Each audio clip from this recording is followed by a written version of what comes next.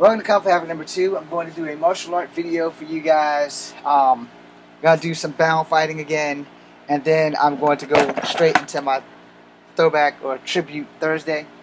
Now the reason why I'm doing this is because I was cut off earlier today. I started having technical problems for Instagram. So Instagram, I'm still having glitches right now as we speak. So that's why I haven't done anything on Instagram. Now, I don't have a pole or a tree in here that I can use without moving a lot of stuff, so we're not going to do that. But what we are going to do is we are going to exemplify the reason why, if you have no choice but to fight with your hands down, that you can fight with your hands bound. Again, outside the ground's a lot softer than this floor here, and so I want to put that out there that I hope that in your lifetime you will never get enough room here ever have to fight this way. Now we're gonna not do the hands behind the back. I've done that shit to death. If you haven't learned by now, you never will. I'm not trying to be a dick about it. I will do more bound fighting eventually. If I can ever actually find a training partner, then that would be a miracle in itself. Any collaborators in Charlottesville want to collaborate, we will take precautions. We will wear masks, etc., etc. You'll have to come to me because I have a Honda, and I'm not trying to drive if there's going to be snow or ice or anything.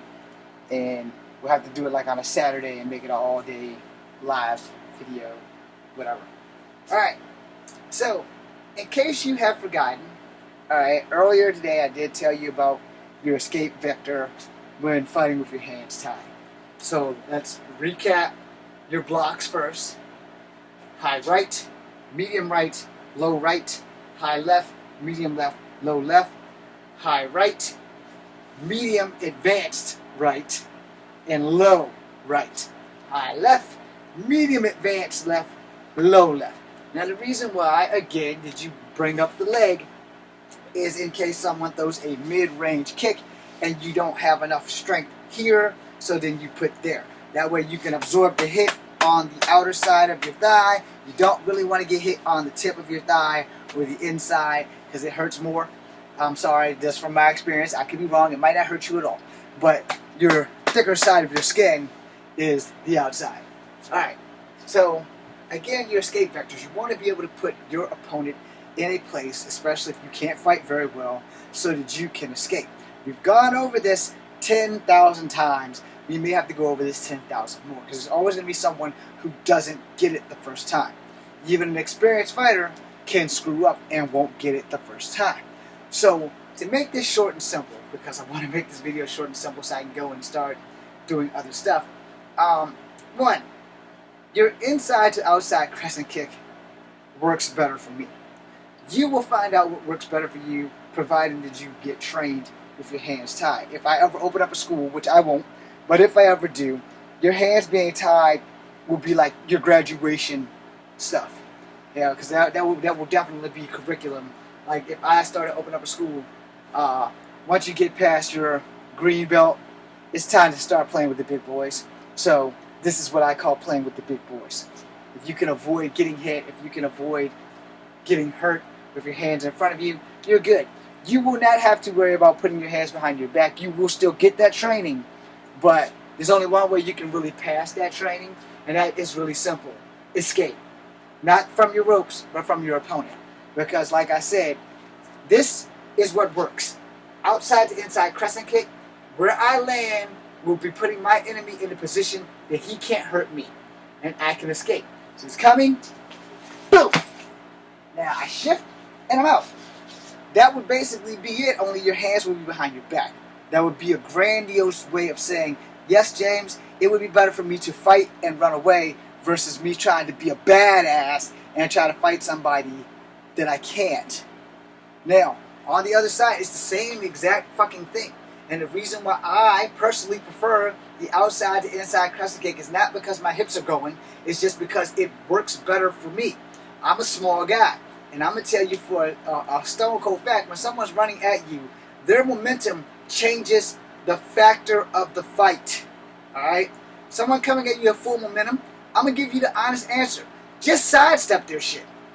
Sidestep and trip, sidestep and knee, you're going to have to do something. But in the event that you can time it, and you can time it right, and you can catch them in the face, the best option is your escape option. So you're outside the inside crescent kick, boom. They put you in a position so that you can take the fuck off. That is the best advice that I can give you. Do not try to engage somebody if you don't have proper training in the first place. But if you don't have a choice and you're in a situation, your hands are bound, and you have to engage, you want to be able to engage in a position where you can escape.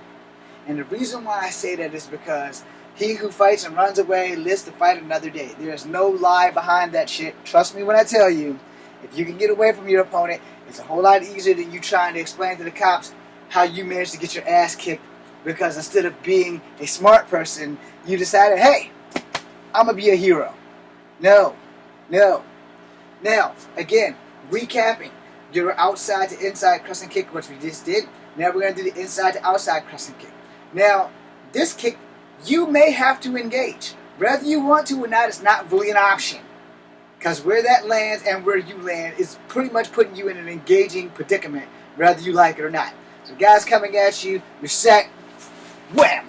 Now, where you are here, if he's far enough over there, hell yeah, you can get away.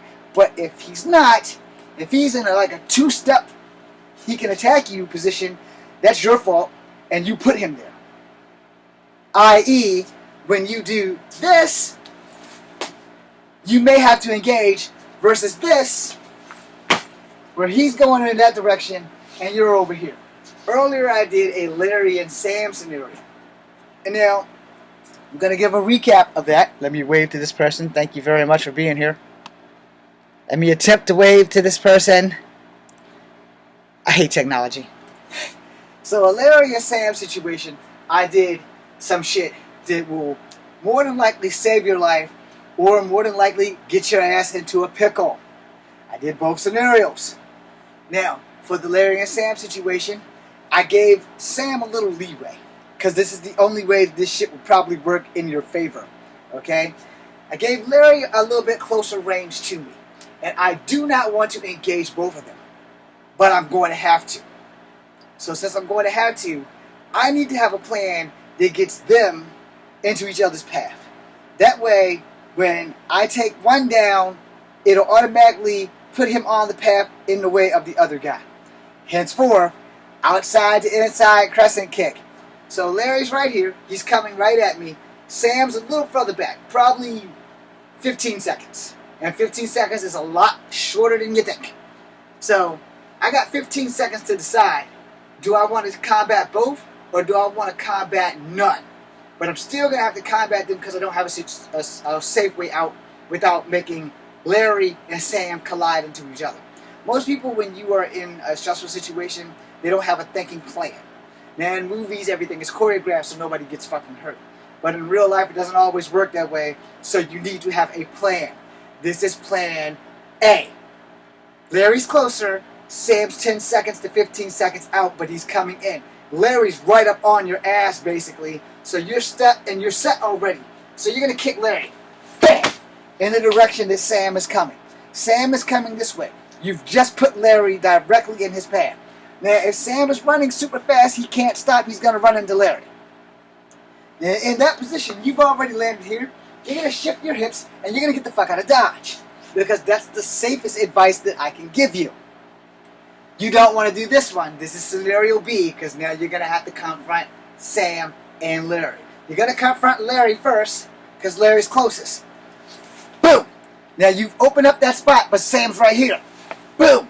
So you're going to need to have your timing precise. You're also going to need to know, how bad did I hurt Larry before I kick Sam? Because if I didn't hurt Larry, and I'm kicking Sam, I'm not watching Larry. Which means Larry's going to come up behind me and fuck my shit up.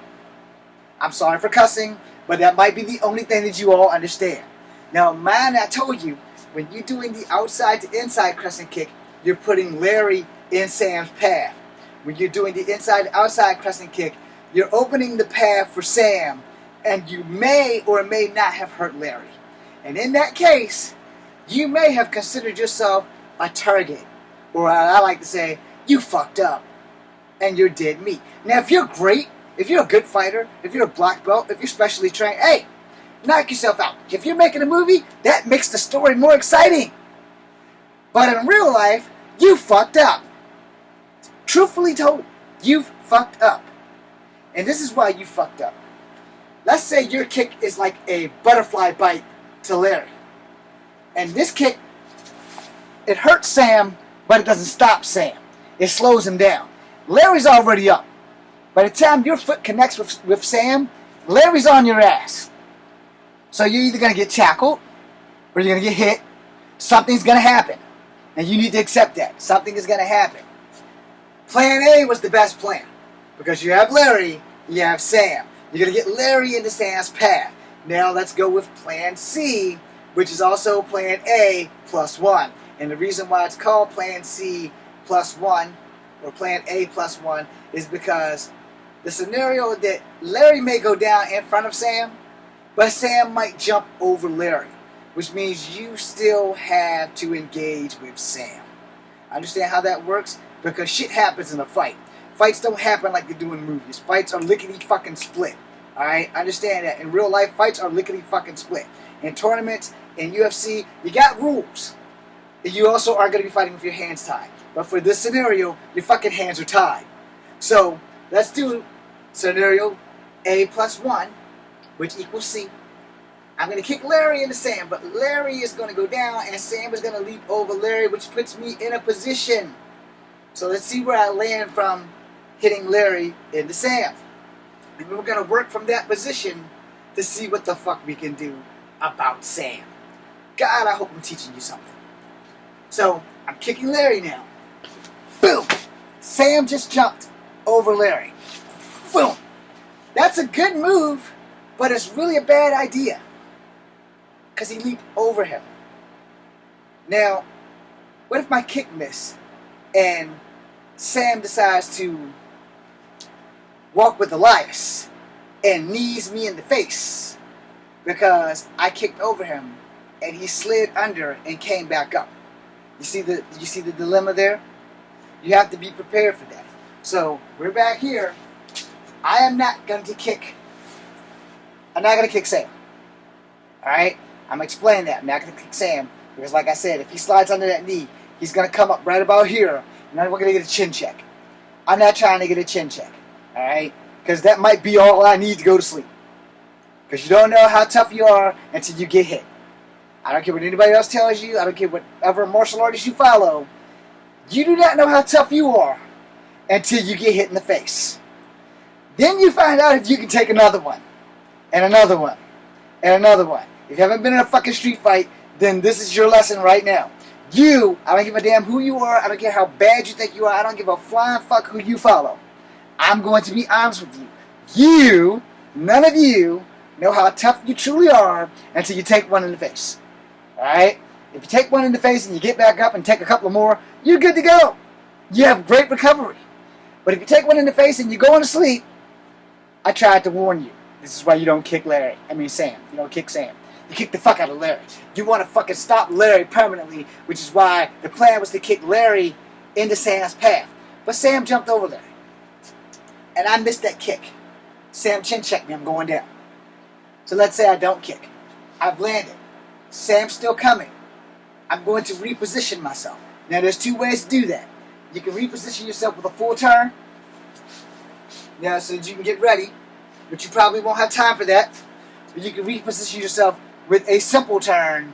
And you're straight to go from there. Your next move depends on your turn position. So remember, full turn. Alright? Because I did this kick. Boom. I'm here. Full turn. Okay? Now we're going to go simple turn. I'm going to do the kick all over again. Boom. So I'm here. Okay? Larry got past me. Simple turn. I just stepped out of the way. I'm still in the position to where I can still fight Sam. Because I didn't throw that kick. Alright? Now I'm still in position. I'm praying like fuck that Larry's done. If Larry's done, I'm good. If Larry's hurt but not done, I might be in trouble. I still have to deal with Sam. Sam throws an upper punch. I block it. I see Larry out the corner of my eye getting up. So I thrust kick back and pray that I knock his ass silly. Now we got a problem still. If I miss that thrust kick to Larry, I still got to deal with Sam. And my eyes are not on Sam. I only blocked this first move, which means his next move could be the shit that knocks me out. While I was focusing on Larry. Fighting two opponents will never be easy. Anybody who tells you otherwise is lying to you. And they've probably never been jumped. Okay? I've been jumped on my job. So trust me when I tell you, fighting two opponents is never easy. Now my job, it wasn't that serious, but it is the thing that you need to know. Damn it, it's midnight. Okay. So I gotta make some more videos after this. But we're gonna shorten this up as quickly as possible because it is midnight and I'm usually in the bed by now. So what we're gonna do is I stopped Larry. Sam got this way. I blocked Sam. Larry's still down. So now I can fight Sam. Alright? And that's gonna be a lot easier because Larry's down versus Larry being up. Now, last go around. Alright. So now I'm going to do something incredibly stupid, which is a don't do. So one, I try to tell you not to leave the ground when you're fighting two people. Because once your foot's off the ground, it's okay to have one foot off because you're actually using it. But when you start doing things like jump kicks and shit like that, there's a high chance that shit can go wrong. So you don't do this. Here's Larry and here's Sam. Boom! I screwed that up. Boom! Boom! Both of those kicks are probably going to be fatal to me. Alright? Because if I miss, or if Larry catches my foot, and I don't do a 180 or a 360, or miraculously pull some Jeff Hardy shit out my ass, I'm going to be dead. And I don't have to worry about Sam, because Sam's going to watch Larry pummel me. Unless Sam is one of those guys that I got to get my shots in. Because, you know, there are people like that got to get their shots in. So, you know, the best case scenario in that situation, boom, that's for Larry. Foot down, boom, that's for Sam. Now you also have to time the distance of their attack. Again, Larry was closest. Plan A would have been fine with the outside to inside crescent kick because it puts Larry in Sam's path. Alright? Now, not putting Larry in Sam's path causes you an issue. So, I'm having technical problems with Instagram. I'm sorry. I keep pausing and everything. So I don't know how this is going to look on IGTV. So, we're going to finish this off now. Alright. Larry, Sam. Alright. So, undo. Larry's closer. Boom. Now, I'm going to get this way. Because Larry's going to drop. If I'm lucky, I can get between Larry and use him against Sam. Alright? So I'm going to get Larry into the position. So, this kick here is going into his gut. He's going to bend over. I have a target to grab now. Sam is coming. I'm going to throw Larry into Sam. I am not going to let go of Larry. Alright? Let me explain that. If I'm holding one of my enemies and using him as a shield or a battering ram, I have a whole lot better chance of beating both of my enemies versus I grab Larry and throw him to the ground. Sam's still coming. Okay? No. I've just kicked Larry in the gut. Larry bends over. I grab Larry by his clothing, his arm, his neck, whatever the hell I can grab him by. I grab Larry. Sam's still coming. I'm going to redirect Larry into Sam. I'm going to use Larry as my personal fucking shield against Sam. There are many different scenarios that I would love to work. Without having training partners, this just looks like some guy in a yellow shirt with his hands tied with the belt telling you guys what to do and what not to do. So I would definitely have to get some guys together, choreograph this shit so that it looks like I'm trying to describe it. But in the event, in real life, may God have mercy on your soul if you ever have to fight with your hands tied. Now don't think for a New York minute that you can't do it. You can do it. The thing is, I've been training like this since I was 12. Lots of people have not been trained in martial arts of how to fight with your hands bare, let alone tied up. So, I'm going to go to one more video of martial arts, and then I'm going to cancel my Spider-Man theme plan thing. I'm going to just save everything for like Friday night or Saturday morning, wherever I can get. It depends on, if it snows, then I might be in good shape. So I'm going to do that. But what I'm going to do now is I'm going to get one of these commas and use it as a tonfa, so that you can see that with your hand locked up, you can still fight with the tonfas. You can still fight with a comma too. I did this earlier. I'm pretty sure I had some glitches going on Instagram, so I'll give you the short version. For a tonfa, you're blocking and then you're striking. You're blocking and then you're striking. If you have to switch hands, your hands are already close enough together, so you're blocking and you're striking. Then you can switch hands and you can do it again. But your hands are bound, that's why you're switching hands. Now, block, strike that way, bring it back, boom, strike that way. So block, block, strike. Block, block, strike. Now, for me personally, I prefer the outside to inside strikes because they keep the stick away from my body, versus the outside strikes where I have to work harder to make sure that I do not hit my body with the stick. Now, we're going to use this as a comma because that's what it is. So with the comma, you do not release your weapon because someone's going to release a part of your body. So, if you like this, and you swing up, grab it, see here, release, boom. Now if you switch your hands back, boom, boom.